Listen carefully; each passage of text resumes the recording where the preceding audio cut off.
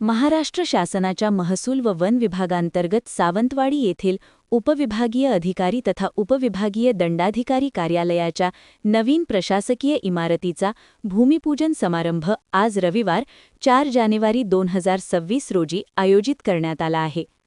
आज दुपारी 1:30 वाजता सावंतवाडी येथील कार्यालय परिसरात हा कार्यक्रम संपन्न होईल.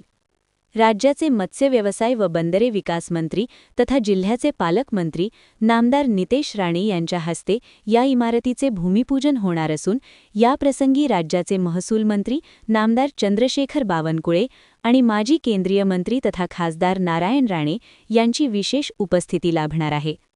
या कार्यक्रमाला आमदार निरंजन डावखरे, आमदार ज्ञानेश्वर म्हात्रे, आमदार दीपक केसरकर, आमदार निलेश राणे यांच्यासह जिल्हाधिकारी तृप्ती धोडमिसे, मुख्य कार्यकारी अधिकारी रवींद्र खेबुडकर, पोलीस अधीक्षक डॉ. मोहन दहिकर आणि सार्वजनिक बांधकाम विभागाचे मुख्य अभियंता शरद राजभोज उपस्थित राहणार आहेत.